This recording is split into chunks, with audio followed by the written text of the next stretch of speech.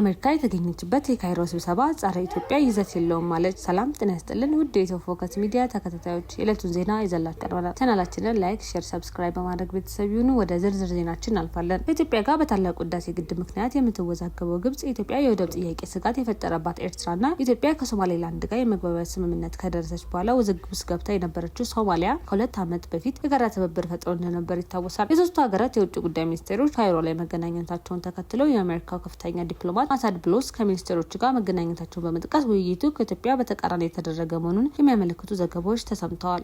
ነገር ግን የፕሬዝዳንት ትራምፕ ከፍተኛ አማካሪ በኤክስ ገጻቸው ላይ ባሰፈሩት መልእክት ዘገባዎቹን ሀሰተኛና አሳሳች በማለት የአሜሪካን ዲፕሎማሲ ተገቢ ባልሆነ ሁኔታ አቅርበዋል ብለዋል። ዘገባዎቹ አሜሪካ በአፍሪካ ቀንድ ጸረ ኢትዮጵያ ትብብርን ለመደገፍ ሙከራ እንደምታደርግ ተደርጎ መቅረባቸው የተዛባ መሆኑን በመግለጽ ይህም ትክክል ያልሆነና አላስፈላጊ ማጋጋል በማለት ወቅሰዋል። የአሜሪካው ፕሬዝዳንት የአረብና የአፍሪካ ጉዳዮች ከፍተኛ አማካሪው ማሳድ ብሎስ ውይይቱ ከተካሄደ ከሳምንት በኋላ በኤክስ ገጻቸው ላይ ባሰፈሩት ጽሁፍ ከሀገራቱ የውጭ ጉዳይ ሚኒስቴሮች ጋር ያደረጉት ንግግር ተገቢ ያልሆነ ገጽታን ተሰጥቶታል ተዘግቧል ብለዋል። ከኤርትራ የውጭ ጉዳይ ሚኒስቴር ኦስማን ሳለ፣ ከግብጽ የውጭ ጉዳይ ሚኒስቴር ባድር አብድላቲ እንዲሁም ከሶማሊያ የውጭ ጉዳይ ሚኒስቴር አብዲ ሰላም አብዲ አሊ ጋር በካይሮ ውስጥ በተናጠል የተገናኙት ከፍተኛ አማካሪው ስለ አፍሪካ ቀንድ ሰላም፣ ደህንነትና መረጋጋት መነጋገራቸውን በወቅቱ ገልጸው ነበር። በዚህ ወቅት የግብጽና የኤርትራ የውጭ ጉዳይ ሚኒስቴሮች ካይሮ ላይ ከተገናኙ በኋላ የቀይ ባህር ደህንነትና አስተዳደር የሚመለከተው የጠረፉን ሀገራት ብቻ እንደሆነ በመግለጽ ኢትዮጵያ ከነሳችው የባህር በር የማግኘት ጥያቄ አንጻር አቋማቸውን አሳውቀው ነበር። የአሜሪካ መንግስት የአፍሪካና የአረብ ጉዳዮች ከፍተኛ አማካሪው ጨምረው ሀገራቸው ከኢትዮጵያና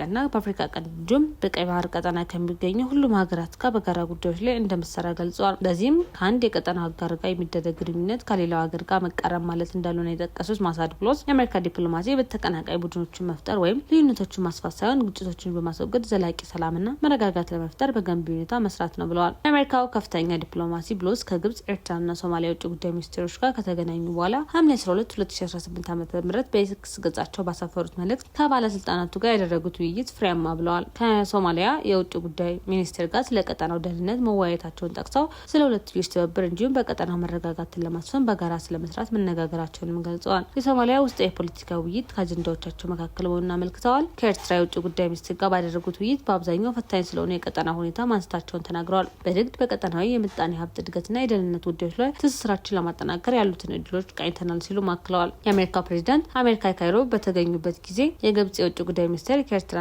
ከሶማሊያ የውጭ ጉዳይ ሚኒስቴሮች ጋር መወያየታቸውን ይፋ አድርገው ነበር። ከኢትዮጵያ ጋር ያላቸው ግንኙነት ውጥረት ውስጥ የሚገኘው የኤርትራ የውጭ ጉዳይ ሚኒስቴር ኦስማን ሳልን እና የግብጽ የውጭ ጉዳይ ሚኒስቴር ባድር አብድላቲ ስትራቴጂካዊ አጋርነት ስለማጠናከር እንዲሁም በጋራ ጉዳዮች ላይ አቋማቸውን ለማቀናጀት መምከራቸውን ይፋ አድርገዋል። የኢትዮጵያ የባህር በር የማግኘት ፍላጎት ይፋ መሆኑን ተከትሎ ሁለቱ ሀገራት ቀይ ባህር ዳርቻዎች አገራት ብሔራዊ ደህንነት ጋር ቀጥተኛ ትስስር እንዳለው በመጥቀስ የቀይ ባህር አጎራባች ያሉና አካል ቀይ ባህርን በሚመለከቱ ጉዳዮች መግባት የለበትም ማለት ይታወሳል። ኢትዮጵያ የባህር በር ፍላጎቷን ይፋ ካደረገች በኋላ ግብጽ ከበባ በሚመስል መልኩ እየተንቀሳቀሰች ነው ሲል የኢትዮጵያ የውጭ ጉዳይ ሚኒስቴር በይፋ መግለጹ ይታወቃል። ግብጽ፣ ኤርትራና ሶማሊያ ከ2 ዓመት በፊት የጋራ ትብብር አስመራ ላይ መሰረቱ ሲሆን በወቅቱ ግብጽ ኢትዮጵያ በገነባቸው የህዳሴ ግድብ፣ ኤርትራ ኢትዮጵያ ባነሳቸው የባህር በር ጥያቄ እንዲሁም ሶማሊያ ኢትዮጵያ ከሶማሌላንድ ጋር በፈረመችው የመግባቢያ ሰነድ ምክንያት ተቃቅረው ነበር።